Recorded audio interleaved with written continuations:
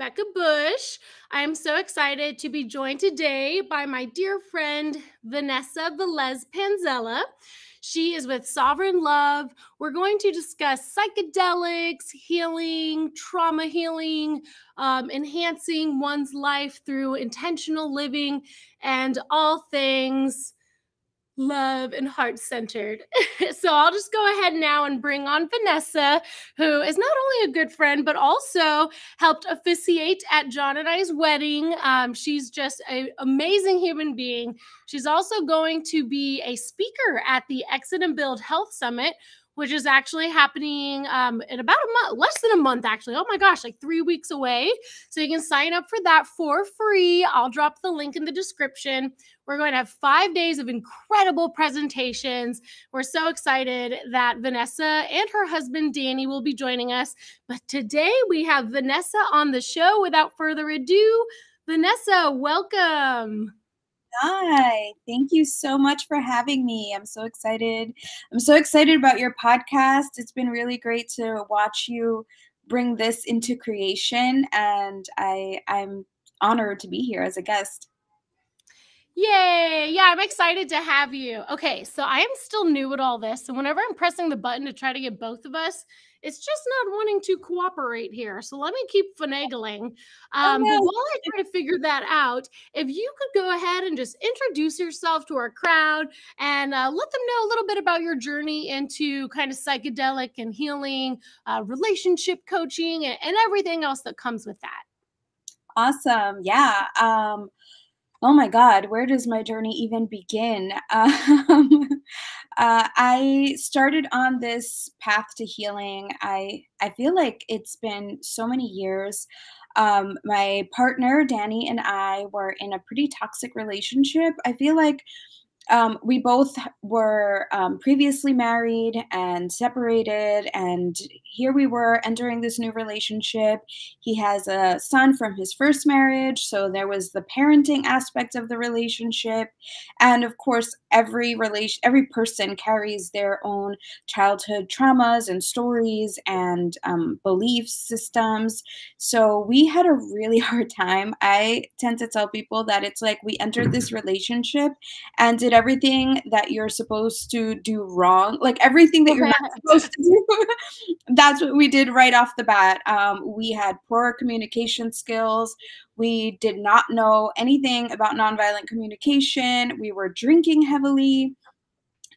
We were lying to each other, hiding things from each other. It was really, really toxic. And it got to a point we went to couples therapy, we went to individual therapy. And at one point, our therapist was like, you both need to go on antidepressants. This is a disaster. Like, what? I don't think he even knew what to do with us at that point. And we were just, no, there was no way we were going to go on antidepressants. Danny had been on antidepressants before, and he did not enjoy the experience. And I am very much against pharmaceuticals for many different reasons. So we just decided to push through it on our own. And somebody recommended working with MDMA as couples therapy. And that was kind of our introduction into psychedelics. We started taking MDMA once every 2 or 3 months in our bedroom, just the two of us sitting down. And we started talking through a lot of our issues. We started being extremely vulnerable with each other, which was like, who knew that was the key to everything, was just to be vulnerable. So we just started talking openly with each other, and that really gave us some insight into what we were each feeling. I mean, even for ourselves, just on an individual level, being able to express myself was like really transformative. And eventually we came into contact with an old friend of Danny's, Carla, and she had just returned from a trip to Peru where she sat with Mother Ayahuasca. And I don't know, just like reading Carla's book, she had published a copy of her journal and she gave us a copy. So I read it and I was like, that's it. We're going to Peru. We're doing ayahuasca. I was like, I don't know. This seems like the thing that we need to do. And that really jump-started our like deep, deep journey into healing and psychedelics and plant medicines. So that's the elevator pitch. You And did it it. kind of takes like, hey, I did it. We're both up here.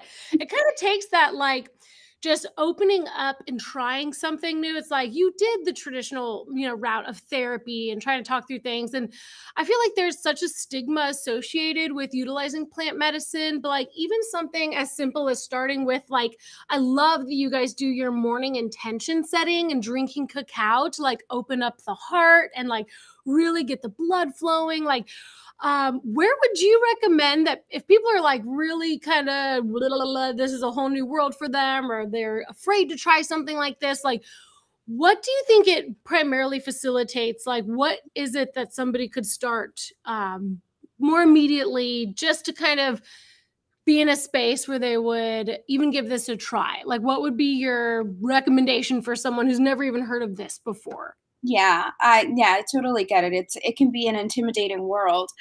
Like you said, cacao, ceremonial grade cacao, which is pure 100% cacao, is a really great starting place. That does have some physical effects. Like it does have that heart opening feeling, and what it does is it allows the blood to circulate smoother through your veins. It pumps you full of magnesium and all sorts of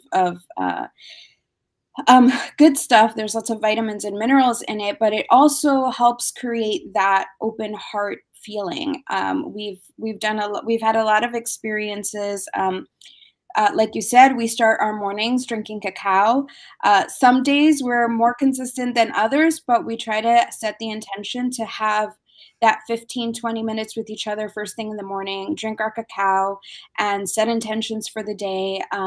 Sometimes it just helps to reset things, right? If we had a hectic day the day before, didn't have enough time to connect, this morning ritual allows us to reconnect. And even if that's like, I've done that on my own on days when Danny has to leave for work really early, I'll just sit with my cacao, pause everything and really be intentional, set intentions with my drink. And honestly, even if people don't want to do plant medicine, I think that's a really great ritual to have regardless. You could do that with your green smoothie, with your coffee, with your tea, whatever you drink first thing in the morning. It's a really good practice to create that intentional space for yourself. But cacao is a really great starting point because you do feel some of those effects, those physical effects. You can also microdose. People have been microdosing mushrooms, psilocybin mushrooms. You can microdose San Pedro Huachuma. There are different things that you can microdose where technically a microdose is subperceptual. So you don't feel anything physically, but the medicine does work behind the scenes, and it creates a lot of these medicines have they're good for depression and anxiety, so they help create that calming feeling without feeling like you're high or something like that. Yeah, absolutely. And, I think like on social media, you see this side of people's lives that's like, oh, here's all my happy moments. Here I am traveling. Here I am working out and like, all the positive things. But like everyone has conflict, everyone has struggle. All of us go through things that maybe we wouldn't post online and that we're not proud of, And so I feel like, especially when it comes to being in a relationship and you're a couple, like it's hard enough to stay balanced as an individual, but then to have that dynamic with your romantic partner and thus even like your family members, like it's all just like a ripple effect. So let me do this. I'm going to screen share Sovereign Love, and I want you to share a little bit about your couples coaching and what do you think, like first and foremost, if people are having conflict in their relationship, first of all, just accepting that and like realizing where you're at, like what would you say are the next steps? Like here you're talking about achieving spiritual sovereignty and to bring centered balanced energy to their relationships. Like what are some of the things that you feel people can immediately go to your website? I'm going to put this on the comments right now and take away from to if one thing could change about enhancing their relationship, understanding one another's needs, like without plant medicine, and then we'll get into how that can aid in that process. Like what would you have to say for that? Yeah, I think that's mainly the most important thing is being as intentional and as vulnerable as possible. One tip that we recommend to couples that we work with is to actually sit down and set an intention for the relationship. Tell each other, this is what I'm hoping our relationship will look like. This is what I want to get out of the relationship, what I want to bring to the relationship. And it sort of creates this separate entity. I'm pretty sure a while back, Rebecca, Danny and I recommended this book to you, How to Lead a Badass Business from the Heart. Oh, yes. Yes, I do remember. And I absolutely loved it. It was fantastic. Yeah, and so one of the things that she recommends is setting an intention for your business, right? Kind of calling in the spirit of your business. And I think we can do that with relationships as well. What is the spirit of our relationship? What is the entity of our relationship, the intention? And when we do that, then it's easier as a couple to work towards that intention, because we can get really caught up as a couple in sometimes arguing with each other or feeling like we're on different wavelengths. So when there's an intention, we can come back to that same intention, and we can start looking at the different things in the relationship and if they align with the intention of the relationship or not. And so that way you're looking more as sometimes it doesn't feel as personal. You don't have to get as defensive because you're both working towards a similar goal and a similar purpose. And so when we think of like plant medicine, how, in your opinion, do you feel that utilizing plant medicine can help heal or to help be compassionate or like understand not only yourself and your own needs, but like what can that do for someone? And I know there's a lot of different there's a lot of complexities here and a lot of different aspects, but like, for instance, for the health summit, you're, speaking primarily about psychedelics, right? And it's like, what can that do to aid you in the process? Because it's not the medicine itself that heals you. You heal you, but what does that afford you the opportunity to like experience through a different lens? Like maybe you could use a few examples. Like for instance, you mentioned ayahuasca. Like what are these different plant medicines and how can they aid in that journey of healing? Yeah, I think what happens is that we go through life carrying all sorts of childhood traumas and traumas from lowercase t to capital T, they're different levels of trauma. But we're carrying all of these things with ourselves and then bringing them into a relationship, and it gets really intense. I feel like a lot of us carry some level of PTSD from previous relationships, whether they be romantic relationships or even relationships with our parents. A lot of it does come down to the father wound or the mother wound. And so these medicines, a lot of these plant medicines are extremely helpful with PTSD, with depression.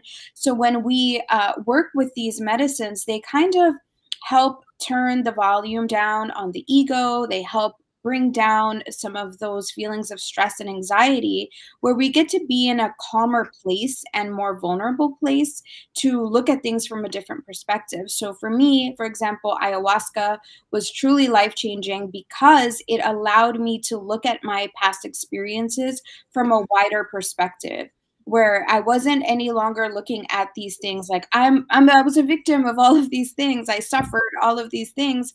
Now I get to look at those things and say, wow, those things really were instrumental in getting me to where I am now. If I hadn't experienced that, I wouldn't be here. And also kind of observing the ways in which I was reacting to current events based on the past. And I think when you're able to separate yourself from your past, it's easier to look at an argument that you're having with your partner and be in that present argument and not carry the baggage from all the previous arguments you've had in the past. Yeah, definitely. Because like one thing might happen, but because you have like this accumulation of other like things that were triggering you or upsetting you, it's like instead of dealing with it in a responsible way, that one thing that recently, might have upset you, you've got all this baggage behind you you're carrying around, and then it's like, boom, big explosion. And I want to share, this is a video from an interview you and Danny did. Let me see if I can figure this out. I want to share this clip because this kind of speaks to y'all's experience going through, like trying therapy and trying traditional methods, and then the immediate shift that you both experienced in a heart-centered approach with the use and a very, responsible way of utilizing, I believe you said it was MDMA in the interview, but let's see if I can get this to play. Dun, dun, dun. Hold on a second. Oh, John's coming in because he's my save the day. Yes. Ready? Oh, okay. Fancy, fancy. Okay, so here's the clip. And now let's go ahead and play. So is it playing? Is the audio working? It's not playing. There it is. Is that where you wanted to start it? I think so. Is it playing? I'll go check for the video. There's no sound, yeah. Beckenstein. Here we go. Unmute. What would you do without me? Antidepressants. And then a friend suggested they try MDMA, a psychedelic drug more commonly known as ecstasy or Molly. So when your friend suggested you should try MDMA or, magic mushrooms, you must have been shocked. Yeah, for me it was, I was definitely scared. In Western medicine, what we're doing is we're treating a symptom.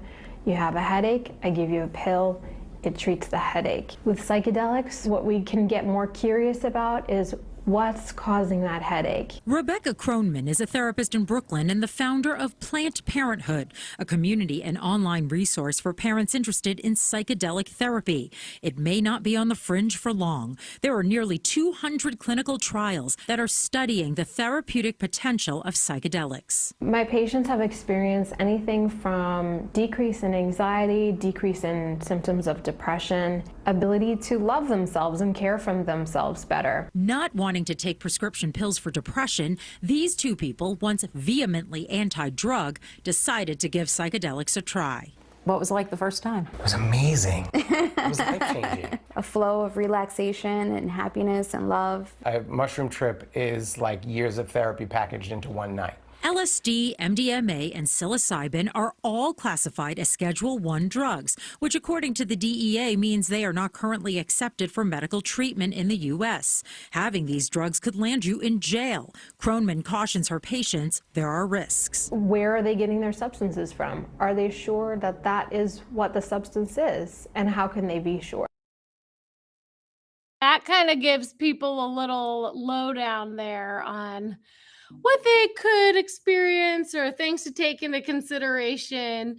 But I meant to pull up the clip because you guys were on the Today Show also. And that one kind of got more into your story, like as a stepmom and like going through that journey and like being able to have that strong bond with you and Danny, your partner, so that then you could even be a better, role model, or not role model, but have a deeper and strengthened relationship with your stepson. Like, in what ways do you feel most families are kind of torn apart and they're just incapable of like connecting with one another and understanding each other's needs? Like, what do you feel is the biggest benefit for even like the context of a family who may have like immense trauma or cycles that they're trying to break through, even addiction cycles? Like, what do you think this has the power or potency to assist family members in overcoming those traumas and things that sometimes can pull us apart?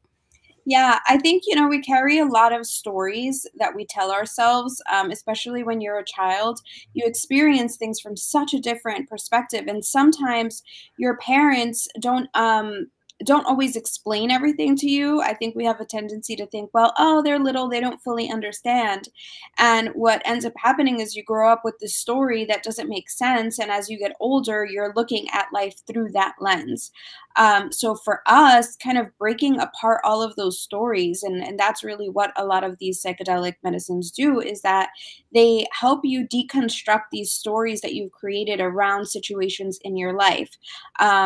For me, there was a lot of fear of speaking up. There was fear of being seen, of expressing myself. And it took a lot in the beginning. For example, my relationship with my stepson was a little bit complicated because I didn't know how to relate to him. I didn't know what my role was. I was suddenly a stepmom.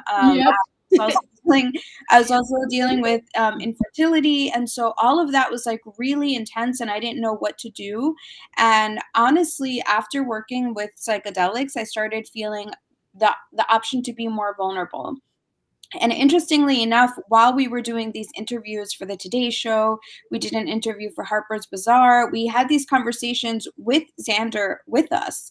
And in one of the conversations I said, like, honestly, I didn't know. I felt really anxious being a stepmom. I didn't know if I was doing, you know, if I was doing things the right way. I felt a lot of anxiety about it. And he was like, oh my God, you did? He was like, I didn't know that. And I was like, Oh. I'm glad that you didn't notice. I was really stressed out about it.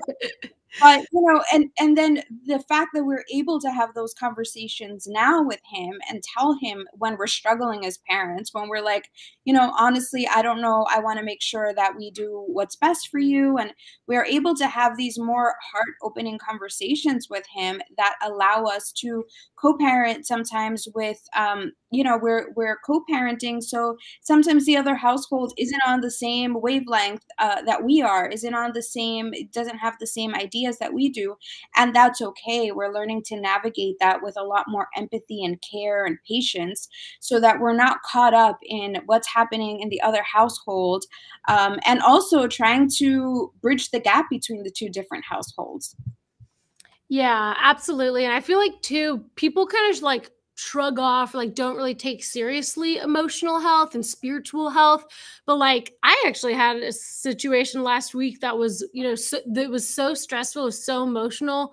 It actually had a physical effect on me. Like I actually had, I don't even want to go into detail, but it was like incredibly, like I had a stiff neck for a few days. It was like just holding so much tension in can actually physically harm you. And so like by using these methods to work through some of those conflicts or trauma, like what do you feel like is the best way for someone who like maybe is holding on to so much? Like where should they start? Like what should they try? In your experience, like would you say MDMA and like doing it in a clinical setting or at least, you know, with a professional to kind of, I don't know if clinical setting is the right term, but someone to kind of like monitor and guide you through it? Or like, for instance, ayahuasca, like I know a lot of people come out of that with addiction recovery and saying, hey, I don't even smoke cigarettes now, or I don't drink alcohol anymore. And that in and of itself has a huge like physical benefit of not, you know, using some of these other addictive substances. Like, what would you say to that question? I think that there's so many different options, right? If you're in a place where you are afraid of the effects of psychedelics, definitely microdosing is a great option. It's a smoother introduction into psychedelics because you don't have those like physical effects of feeling high, for example. But there are things like MDMA, which isn't technically a psychedelic because you don't get the visuals. What MDMA does is it lowers your fear receptor. So that's why it's really popular for people that are processing PTSD. They're able to revisit past events while on MDMA and talk through them without that fear coming back up when they talk about the situation that they're trying to overcome. So like that's a really great, that was our first, I guess, psychedelic journey was with MDMA. And it really opened up the possibilities for us because we realized it wasn't scary. We were able to talk through a lot of things that way. Now we went in deeper with like mushrooms and ayahuasca, which are more intense journeys.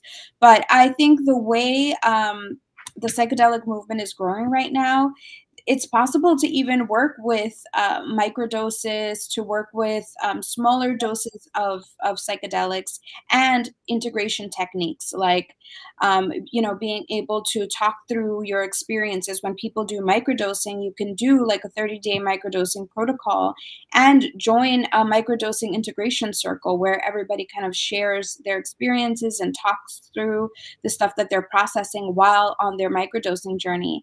And that kind of support, I think, is shifting the way we look at mental well-being, emotional well-being, spiritual well-being, all of that. Yeah, I love it. And I always love listening to you. And you and Danny usually do talks together, like as a couple at conferences. So I love that. It's always so cool to see y'all's dynamic. But speaking of conferences, so you and Danny are going to be at the Greater Reset in Mexico, right? Yes. Okay. And what are y'all going to talk about? Do you have anything in mind? What are you planning to share at that event? So that's January 17th through the 23rd. Do you guys have something that you're like feeling really passionate about touching on, or are you still kind of figuring out what to present? What do you think? We actually started talking about it recently. I think we're going to go into the concept of I believe this this conference is activation is the word, the theme. So we're mainly talking about integrating our experiences and oh no, it's manifestation. So we're talking about doing the healing work. Coming back into that centered place to be able to manifest the life you want based on your healing, right? If we don't know what we're doing, if we are not comfortable with ourselves, if we don't have, if we're not fully centered and grounded, then whatever we manifest is going to be chaotic. So it's all about doing the healing work to be able to have a clearer vision for the future that we want to create. Yeah, amen to that. I know it's like, whew, there's so much that we can talk about and research, but where the real, I think, changes can happen are just through your actions and through like identifying solutions and then incorporating that into daily life. If you had to give advice to someone who's never even heard of psychedelics or plant medicine before, and maybe they've been carrying around a lot of baggage and trauma, like what would you recommend to them? And where do you think someone should start on this journey to understand like how they could utilize plant medicine to have a happier life or healthier life? Yeah, I think, especially now with the health summit, I feel like there's all this, on a collective level, people are going back into herbalism and holistic health and all of that good stuff. And I think plant medicine is pretty much our connection to any form of plants. We can develop a connection with tea, right? With tea leaves and really pick a plant that helps, an herb that helps support you on your journey. Different herbs have their own sort of spirit also.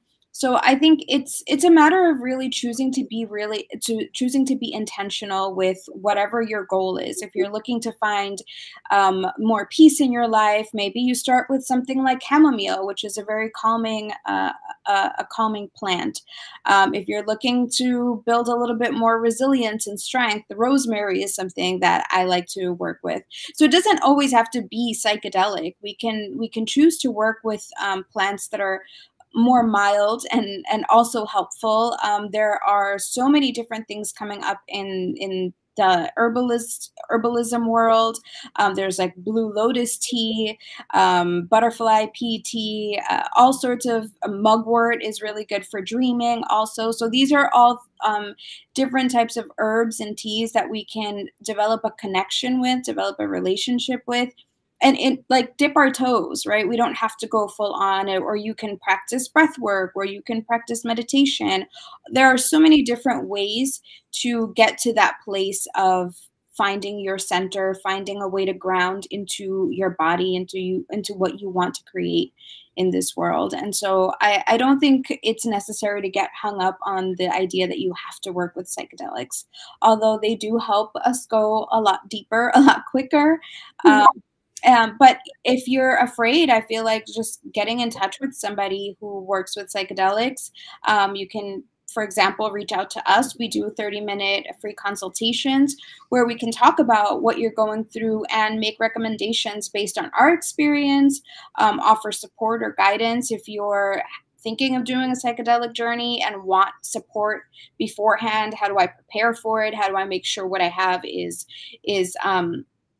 safe, how to make sure I have a safe journey. Things like that are all options. And yeah, those are all of our services. We offer tarot readings, relationship consultations. We have relationship packages where we do either 6 weeks or 12 weeks of relationship coaching. And we just kind of share all the things that have worked with for us. And we just listen to you.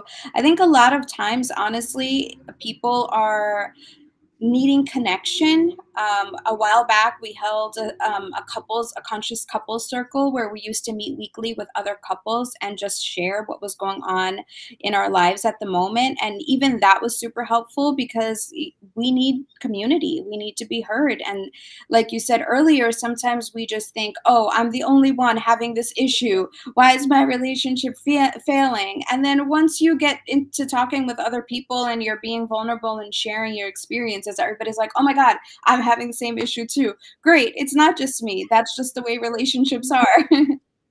Yeah, it's like, okay, actually, by identifying our problems and working through them, it'll prevent us having further conflict and having this burst like a volcano and erupt into something way bigger than it needs to be. Yes. But yeah, I love that you guys do the relationship coaching too, because I think like when someone or a couple has like gone through that kind of evolution in their relationship and come out on the other side, like, you know what it's like to be there. And like, you can help other people through what you've learned in that process to, ascend to a peaceful and pleasant relationship rather than feeling uncomfortable or like lots of conflict and drama and like that partner tearing you down instead of lifting you up. Like, that's not how it's supposed to be. It's supposed to be about love, right? Yes. So, oh, good. I'm so glad that you're able to join. Okay, there might be some questions. Well, let me know, what do you think? So for folks who want to learn more, dive deeper, I'm seeing your Instagram looks like SovereignLove.NYC, and I've got your website up, SovereignLove.NYC. We're so excited also to have you and Danny speaking at the Exit and Build Health Summit, December 6th through 10th. So I'll definitely share that link in the comments section. And where else can people find your work? It looks like you have a free consultation option on your website. So is the website the best place for them to go? Yeah, people can send us messages on the website too. We've connected with a lot of people there. We are in Brooklyn. Every once in a while, we offer different types of events, like the winter solstice is coming up. So we might offer a winter solstice cacao ceremony. Yeah, I mean, definitely reach out on the website or Instagram. We're also, I believe, on Telegram. We're on Facebook. We're everywhere. But on our website, you can find all of the links to all of our channels. You do a podcast also, right, on Fridays? We were doing them on Sundays. We Okay. haven't done them in a while, but we've been making a list of topic ideas and potential guests, so that'll be coming back soon.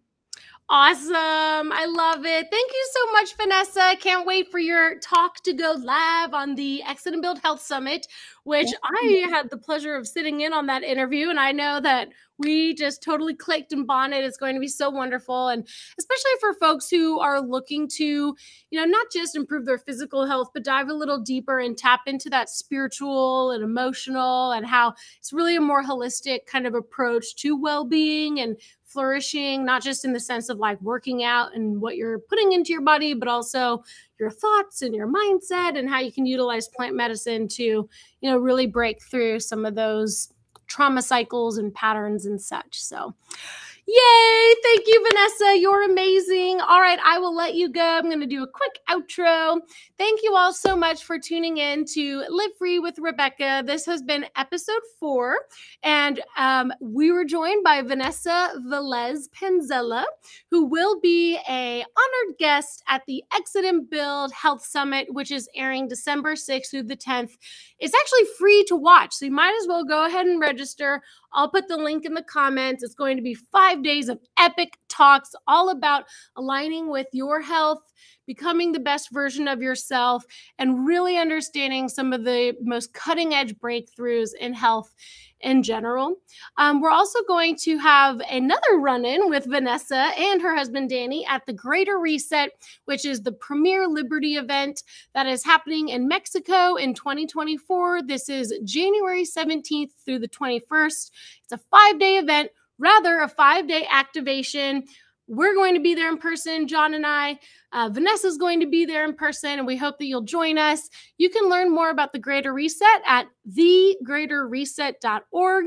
We hope to see you all there. And thank you to Vanessa for joining us on this episode of Live Free with Rebecca. Peace and out. Y'all have a good day. Bye.